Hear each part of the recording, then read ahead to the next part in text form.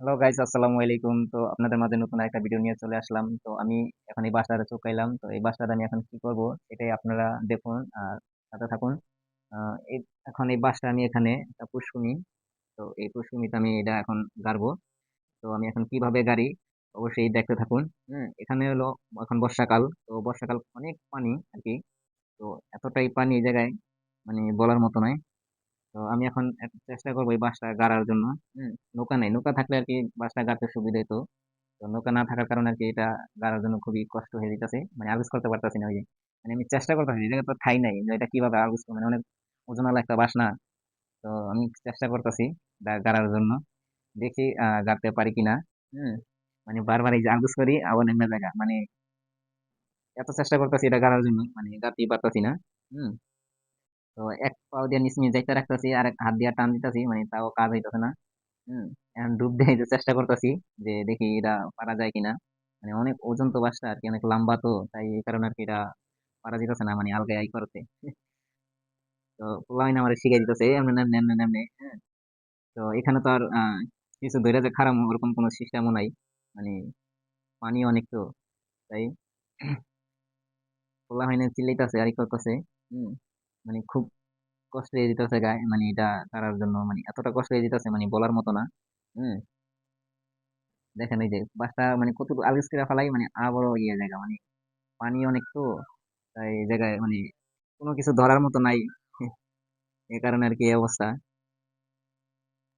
দেখেন এই যে মানে কতখানি আলগেস করে ফেলাইছি, মানে তারপরে হচ্ছে না, মানে আরো কতক্ষণ যে চেষ্টা করতে হয় এটা নিজেও জানি না। হম দেখতে থাকুন। পরে আলগেস করে ফেলাইছিলাম, মানে অর্ধা দিয়ে গেছে। তো দেখি শেষ পর্যন্ত এটা পারি কিনা এটা এখানে খাড়া করার জন্য।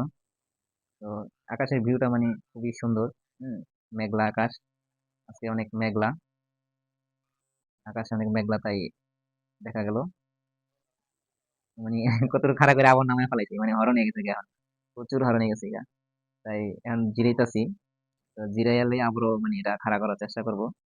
তো দেখি শেষ পর্যন্ত পারি কিনা। হম মানে অনেক হরণ লাগে, মানুষ সুন্দর রূপে কতক্ষণ থাকা যায় একটা মানুষ পানির উপরে, তাই হরণ হয়ে গেছে গা দেখেন। আবার চেষ্টা করতেছি এটাকে খাড়া করার জন্য। তো দেখি এই তো হয়ে গেছে প্রায়, হয়ে গেছে, গাল্লাই দিলে খারাপ হয়ে গেছে। তো এখন এটারে আবার পুষ্করির মাছ সেন্টারে নিতে হবে। তো এখন মাছ সেন্টারে কিভাবে নেবো সেটাই মাথায় কাজ করে না।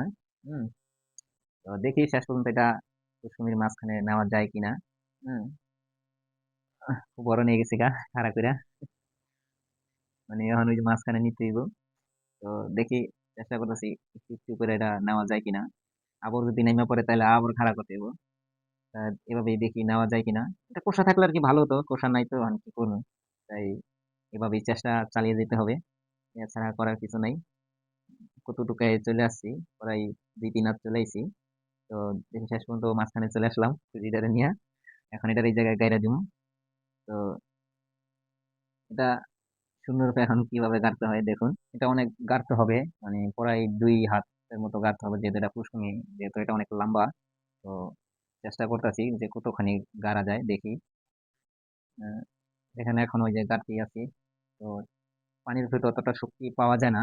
হম তাই চেষ্টা করতেছি দেখি কতটুকু আর কি এটা গাড়া যায়। যে কোনো জিনিস একটা স্ট্রংলি একটা শক্তি পাইলে এটা যেরকম মজবুত ভাবে এটা করা যেত, মানে এখন অতটা আর কি শক্তি পাওয়া যায় না, তো তাই আর কি এটা ওরকম ভাবে জানি না কতটুকু গাড়া যায়, চেষ্টা করতেছি দেখি। খুব হরণ লাগে, তো তাই ধীরে ধীরে এটা গাড়া হচ্ছে। তো দেখি এখন আপনার এটা বাসটা তো খুব বড়, তাই এই বাসটা কাটতে হবে। তো সেই জন্য আমি এখন দাও আনতে যেতেছি। তো দাও আইনে এটা আবার কাটতে হবে, বড় হয়ে গেছে। এটা এখন কাইটা দেখি, হ্যাঁ পরে এটা কি করা যায়। তো অবশ্যই দেখতে পাবেন শেষ পর্যন্ত। হম এই যে দাওটা নিয়ে নিলাম। তো এখন আবারও দেয় বাসটারে এখন কেটে ফেলাম। তো দেখি কাটা শেষ হলে আবারও এই যে কাটা হয়ে গেছে। তো এখন দাও আর এই বাসটাকে এখন রিটার্ন আবার ওই জায়গায় নিয়ে আসতে হবে কিনারে। দাও পানিতে পড়ে গেলে দাও হারাই যাবো, দাও আর উড়াইতে পারবো না, এই জায়গায় অনেক পানি। তাই এটার এখন আবার কিনারে দিয়ে দিতে হবে।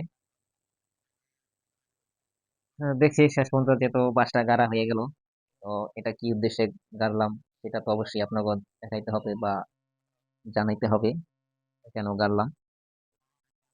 তো আগে ওই দুইটাকে জায়গা মতো দাওটার বাসটা পৌঁছে দিয়া তারপর দেখাইতেছি আপনাকে কেন এটা গাড়লাম এই জায়গায়।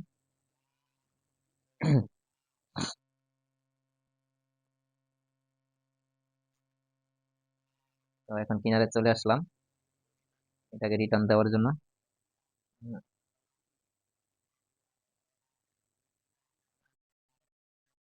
এখন আপনার ওই যে একটা রশি বান্ধা, তো এই রশির সাথে আমি আগে আদার বাইন্দা দিছিলাম মাছের খাবার খাবার জন্য।